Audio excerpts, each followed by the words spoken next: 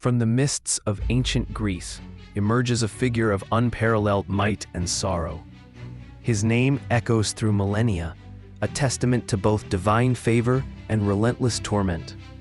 This is the saga of Heracles, the greatest hero of all, whose life was a crucible forged by the gods themselves. His story is not merely one of strength, but of a soul perpetually caught between glory and despair. It is a narrative woven with threads of destiny, betrayal, and an unyielding pursuit of redemption. Prepare to journey into the heart of a legend where heroism is a double-edged sword. His lineage was extraordinary, born of the supreme god Zeus and the mortal queen Alcmene. Yet this divine parentage ignited the furious jealousy of Hera, Zeus's vengeful wife. From his very first breath, Heracles was marked by her relentless hatred. Even in his cradle, Hera sought his demise, sending 2 venomous serpents to his nursery. But the infant Heracles, already possessing superhuman strength, strangled them with his bare hands. This chilling act foreshadowed a life defined by impossible feats and constant peril. He grew under the tutelage of Amphitryon, his earthly father, and learned the arts of war and wisdom. His early prowess was undeniable, slaying the monstrous Citharonian lion in his youth. He married the princess Megara, and for a brief time, knew peace. But Hera's wrath was merely dormant, waiting for the opportune moment to strike. She afflicted Heracles with a terrible madness, a dark cloud that descended upon his mind, twisting his perception of reality. In this horrific trance, he committed an unspeakable act. He murdered his beloved wife Megara and their children, believing them to be enemies. The horror of his actions, once the madness lifted, plunged him into an abyss of grief and guilt.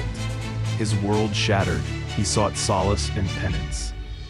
The Oracle of Delphi, the voice of Apollo, decreed his fate. He must serve his cousin, King Eurystheus of Tiryns, for 12 years. During this servitude, he would undertake 10, then 12, impossible labors. Only through these trials could he find purification and, ultimately, immortality.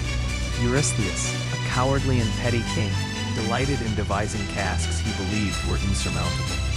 Each labor was a descent into the monstrous, a confrontation with the primal forces of chaos.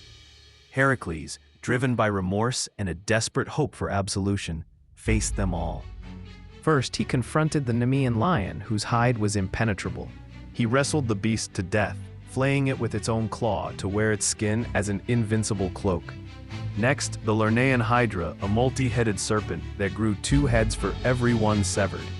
With the help of his nephew Iolaus, he cauterized each neck, finally burying its immortal head. He then pursued the Ceryneian hind, a magnificent deer with golden antlers, for a year, capturing it without harm. The Erymanthian boar, a terrifying creature, was next, cornered and brought back alive. The Augean stables, filled with centuries of filth, were cleansed in a single day by diverting 2 rivers. The Stymphalian birds, man-eating creatures with bronze beaks, were driven from their lair by a rattle and shot down. The Cretan bull, a magnificent but destructive beast, was subdued and brought to Eurystheus. The mares of Diomedes, flesh-eating horses, were tamed after Heracles fed their cruel master to them. He journeyed to the Amazons to retrieve the girdle of Hippolyta, their queen, a task complicated by Hera's interference. Then the cattle of Geryon, a 3-bodied giant, were stolen from the far west after Heracles slew the monster and his herdsmen. The penultimate labor led him to the Garden of the Hesperides to retrieve the golden apples. He tricked Atlas into retrieving them, briefly bearing the weight of the heavens himself. Finally, the ultimate challenge, to descend into the underworld and bring back Cerberus, the 3-headed guardian hound of Hades. He wrestled the beast into submission, presenting it to a terrified Eurystheus. His servitude complete, Heracles was free, but his life remained a tapestry of conflict and adventure.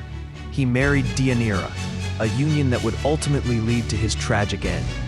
Their journey was fraught with peril, including an encounter with the centaur Nessus. Nessus, attempting to abduct Deianira, was shot by Heracles' poisoned arrow. In his dying breath, the centaur offered Deianira a vial of his blood, claiming it was a love charm. This dark deception would prove to be Heracles' undoing. Later, Heracles fell in love with Iole, princess of Ocalia, leading to further conflict. He even served as a slave to Queen Omphale for a time, a period of humiliation for the mighty hero. His life was a constant oscillation between triumph and tribulation. Deianira, fearing Heracles' affections for Iole, remembered Nessus's supposed love charm.